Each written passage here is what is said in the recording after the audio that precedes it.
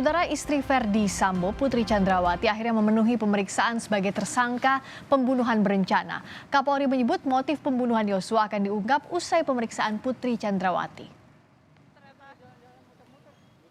Usai tertunda dengan alasan sakit, Jumat pagi, istri Verdi Sambo, Putri Chandrawati, diperiksa di Bareskrim Polri sebagai tersangka. Pengacara Putri Chandrawati menjamin kliennya akan kooperatif dalam pemeriksaan. Ibu PC akan diperiksa kesehatannya, setelah pemeriksaan kesehatan akan dilanjutkan oleh pemeriksaan BAP oleh penyidik. Ya. Setelah pemeriksaan BAP oleh penyidik selesai, kami akan memberikan atau menyampaikan beberapa hal kepada rekan-rekan media. Jadi mohon agar pemeriksaan ini bisa berjalan lancar, mohon rekan-rekan media sabar menunggu ya. Kriminolog Universitas Indonesia Adrianus Meliala menilai istri Sambo memiliki peluang bias atau bisa mengubah cerita mengingat keterlibatannya dalam skenario pembunuhan Yosua.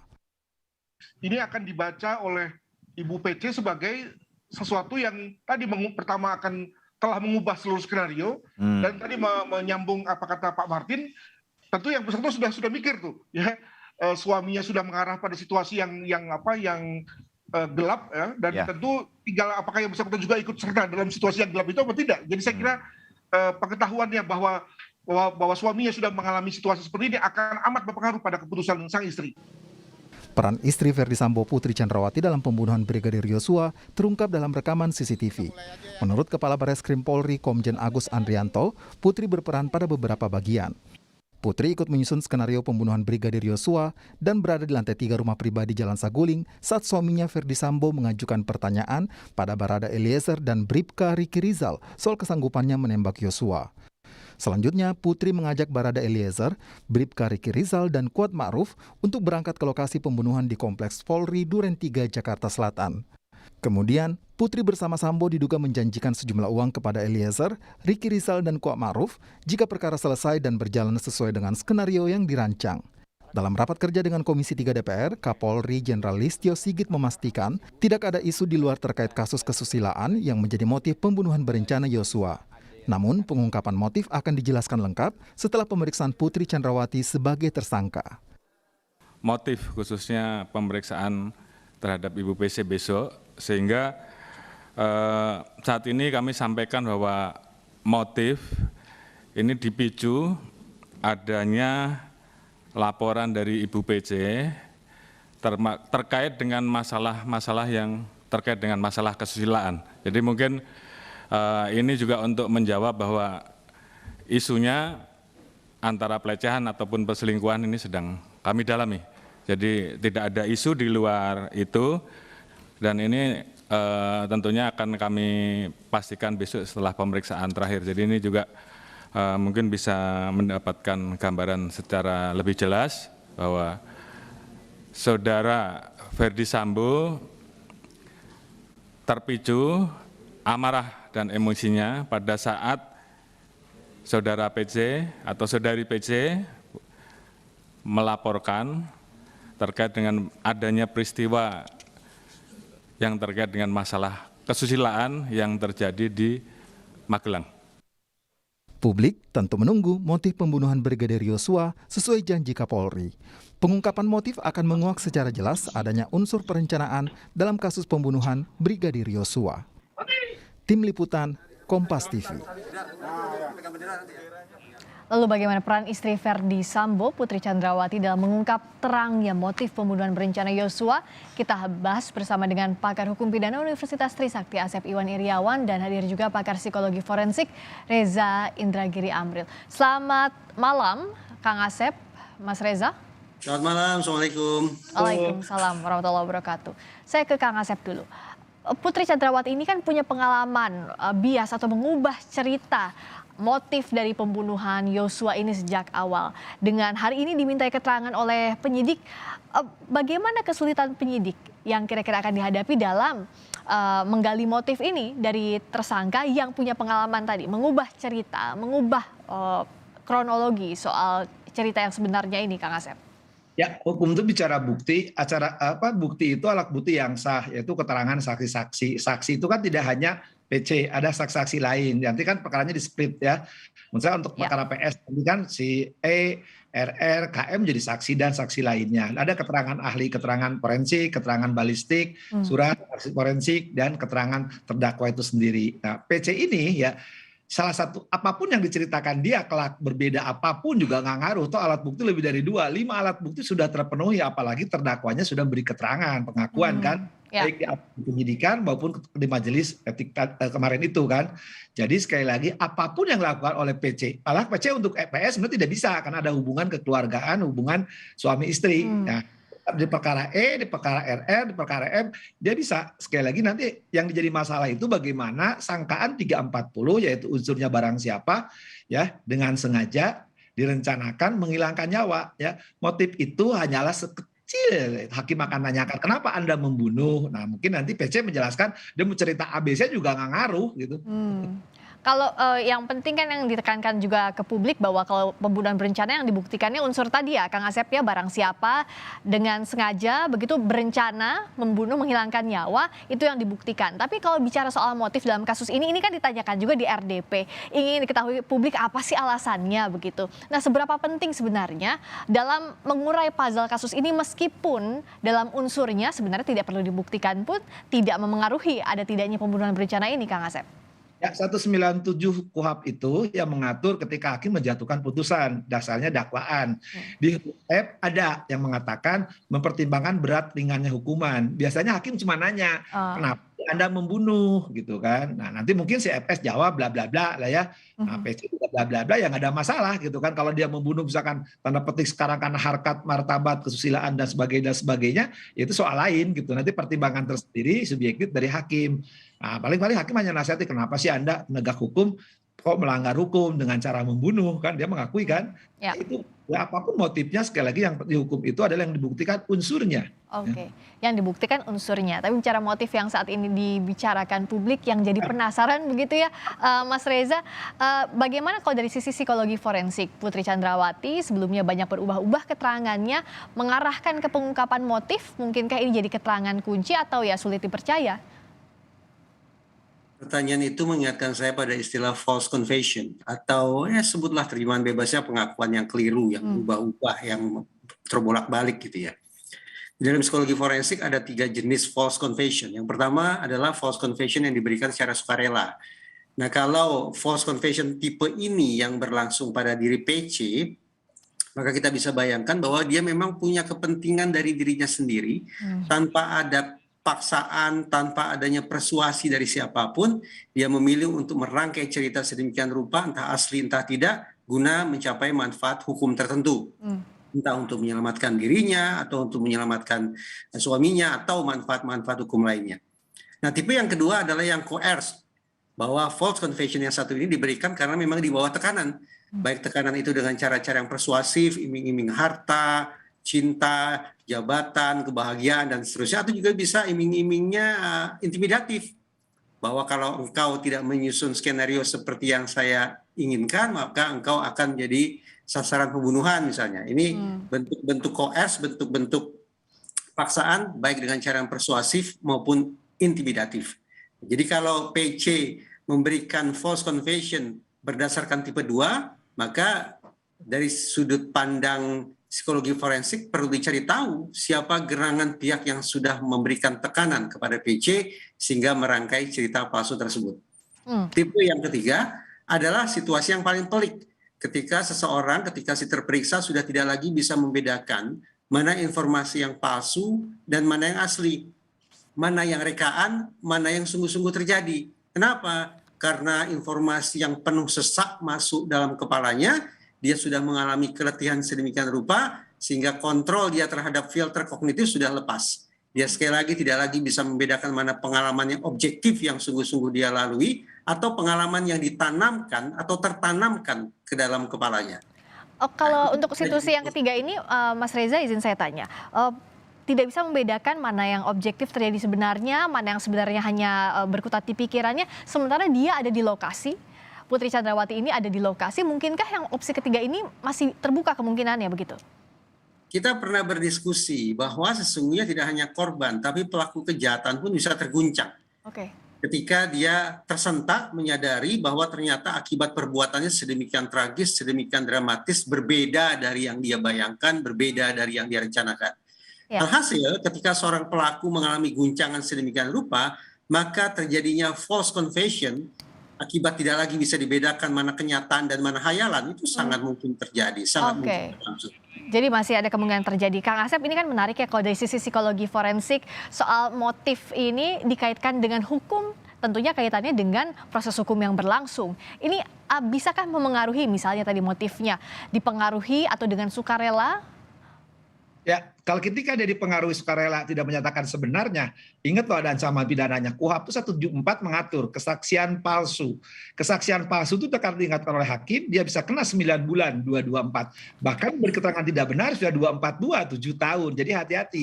Ketika PC ini dipengaruhi dia ya sadar memberi keterangan palsu sebagai saksi di perkara yang 4 orang itu, hati-hati. Di samping dia sebagai terdakwa, dia juga bisa kena saksi palsu. Ancamannya ada ya. Saya kata lagi 9 bulan tuh di KUHP dan acaranya 174 KUHP, mungkin juga 242 ya, yang 7 tahun. Jadi hati-hati, PC tidak sembarangan, jangan membela karena tadi yang katakan Mas Reza entah cinta, karena intimidasi dan sebagainya. Kalau itu tidak sebenarnya, siap-siap menunggu hukuman berikutnya. Ini menarik.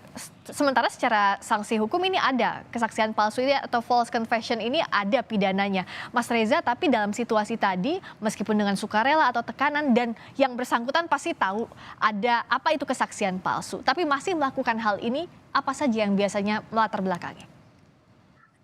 Sebagaimana saya katakan tadi, kalau kita bicara motif, sesungguhnya ada 2 motif dalam psikologi forensik, yaitu motif emosional dan motif instrumental. Nah, pertanyaan tentang mengapa ya ada orang yang tahu bahwa itu informasi yang palsu, tapi tetap dia rangkai, tetap dia teruskan informasi palsu itu, barangkali karena memang ada motif instrumental, yaitu motif untuk menutupi kejahatan tertentu.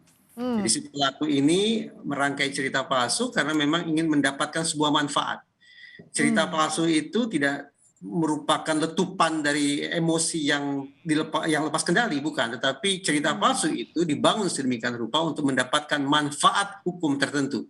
Inilah motif instrumental. Nah yang kedua, motif instrumental ini saya tertarik karena kan baru saja Verdi Sambo diputus bersalah secara etik, dipecat tidak hormat dari Polri, tapi masih mengajukan banding. Motif instrumental ini bisakah jadi salah satu instrumen misalnya untuk meringankan apa etik yang sudah dialami suaminya atau membantu proses banding suaminya? Bisakah kita kaitkan seperti ini, Mas Reza, kalau bicara soal satu rangkaian kasus? Manfaat hukum yang ingin dicapai oleh seorang terdakwa, katakanlah demikian, pasti adalah peringanan hukuman. Nah, konkret kalau kita bicara tentang pasal 340 KUHP dengan ancaman hukuman maksimal yaitu hukuman mati, maka skenario palsu akan dijabarkan sedemikian rupa dengan target paling tidak mendapatkan hukuman seumur hidup. Atau lebih bagus lagi, sebatas dijatuhi hukuman 20 tahun. Tidak realistis kalau targetnya adalah bebas murni, tapi paling tidak lolos dari lubang jarum, lolos dari tiang eksekusi, itu dianggap sebuah pencapaian yang tanda petik istimewa. Nah, inilah secara konkret motif instrumental akan mengarah ke situ, yaitu mendapatkan mitigating factor atau unsur yang meringankan pada saat persidangan nanti.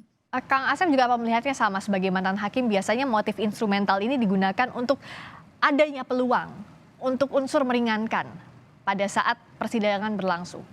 Ya, 185 ayat 6 ya, alat bukti itu harus bersesuaian satu sama lain. Jadi ketika dia dengan segala macam cara berkilah berkelit ya, mengarang cerita ya dengan apapun ya, hakim tidak akan mempertimbangkan apalagi keterangan saksi gitu kan yang akan dipertimbangkan kecuali dia sebagai terdakwanya nanti kan. Jadi ketika dia sebagai saksi tidak bersesuaian dengan yang lain tidak akan dipertimbangkan sama hakim ya, karena jelas yang 3 itu pasti bersesuaian ya antara E, KR dan KM. Jadi kalau dia membela FS, ya wajar-wajar saja dia ada suka keluar dari lubang jarum tadi kan. Tapi sekali lagi, ketika dia nanti sebagai terdakwa mengarang cerita, itu hal yang memberatkan. Jadi tidak berterus terang di pengadilan karena dia berbelit-belit, ya tidak menyesali perbuatannya, justru akan menambah hukuman bagi dirinya. Nah tapi kalau dengan kondisi seperti ini dengan ancaman hukuman pidananya maksimal, hukuman mati atau setidaknya 20 tahun penjara, wajib ditahan atau tidak sih sebenarnya seseorang dengan status tersangka, salah satunya Putri Chandrawati juga? Ya, karena ancamannya 340 adalah mati, ya sekali lagi lebih dari 5 tahun menurut pasal 21 ayat 4, ya dia harus di penjara, ya ditahan bahasa hukumnya. Jadi tapi itu kewenangan penyidik, jadi hak subjektif, objektif. Hak subjektifnya itu dia ancaman lebih 5 tahun, kemudian dia dikhawatirkan melarikan diri atau menghilangkan barang bukti, ya itu yang memang alasan dari penyidik. Jadi kalau lihat ancaman yang disangkakan kepada PC adalah dia dapat ditahan. Seharusnya ya penyidik menahan dia karena ancamannya mati loh. Dia juga sama kan penyertaan 340 ya. Nah, tapi dengan alasan lainnya misalnya taruhlah masih memiliki anak dan lain-lain, dua-duanya suami istri ditahan atau jadi tersangka, ini bisakah jadi alasan meniadakan penahanan tadi atau tidak sebenarnya kalau merujuk ke ancaman pidananya? Hukum acara itu ada tekstual, limitatif, non-interpretatif, memaksa dengan reh. Udah banyak orang yang sedang dalam kandungan, bawa anak kecil, nenek-nenek, dan semuanya ya ke penyidik ya kalau ancamannya mati masa nggak ditahan gitu kan, itu kan pertanyaan semuanya. Terlepas dia punya anak-anak juga bawa di KRP dan sebagainya ya. Hanya itu ketika menahan itu KUHP itu ya sekali tekstualnya mengatakan lebih dari 5 tahun, 340 lebih dari 5 tahun, ya dikhawatirkan melarikan diri, menghilangkan barang bukti. Nah itu memang jadi alasan. Nah sekarang tinggal penyidik dan keberanian penyidik menahan atau tidak. Jadi jangan ada alasan dia punya anak kecil, punya anak tidak, itu tidak. Semuanya selama ini entah dia punya anak, dia dalam kandungan, udah tua ya kita kan menyaksikan tetap aja ditahan. Karena sifatnya hukum acara tadi tekstual, limitatif, memaksa, Mas Reza, semakin besarkah kemungkinan Putri Chandrawati dalam kasus ini ya tadi memberikan false confession? Tapi jangan pula diabaikan bahwa polisi adalah lembaga penegakan hukum yang punya kewenangan diskresi yang untuk mengesampingkan berbagai macam ketentuan normatif, walaupun kemudian itu bisa beresiko mempertaruhkan reputasi, mempertaruhkan kredibilitas, dan mempertaruhkan kepercayaan masyarakat juga. Nah, kembali ke pokok persoalan, apakah kemudian informasi yang berbelit-belit itu akan bisa dianggap sebagai hal yang memberatkan? Masuk akal. Pak Asep tentu lebih paham bahwa proses hukum yang ideal itu harus berlangsung secara cepat, sederhana, dan murah.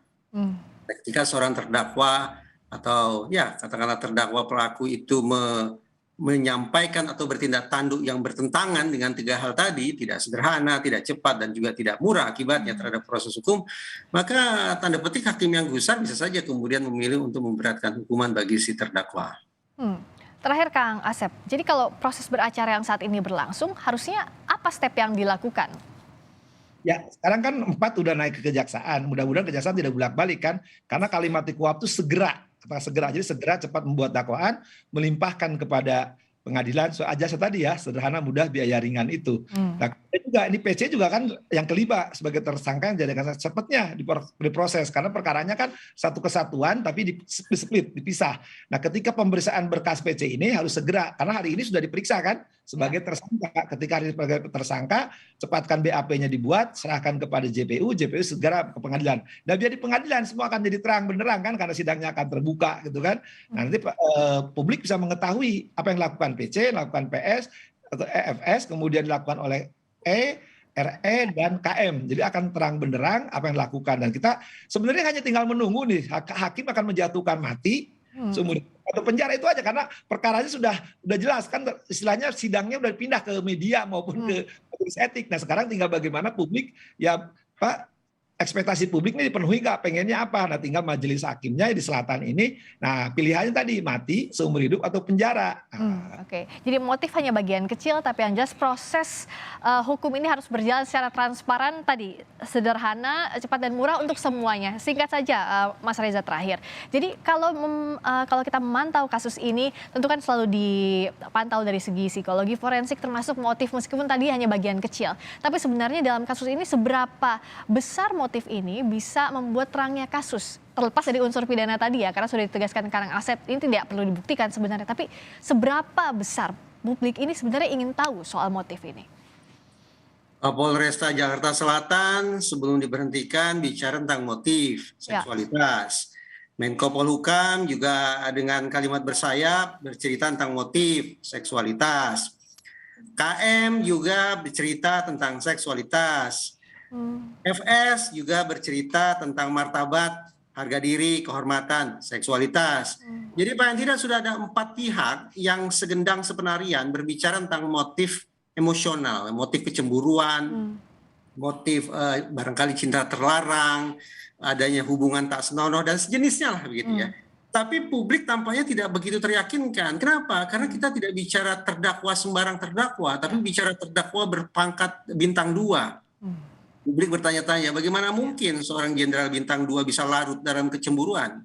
Bagaimana mungkin seorang jenderal bintang 2 bisa hanyut dalam asmara membabi buta dan seterusnya? Nah, dari situlah kemudian publik mencari-cari ada kemungkinan motif instrumental juga bermain-main di balik aksi pembunuhan keji ini. Apa iya ada motif instrumental di balik ini? Kita tunggu penyidikan yang berlangsung, tapi yang jelas dari proses hukum harus berlaku setara untuk semua pihak. Terima kasih atas waktunya Kang Asep, terima kasih Mas Reza telah bergabung di Sapa Indonesia Malam.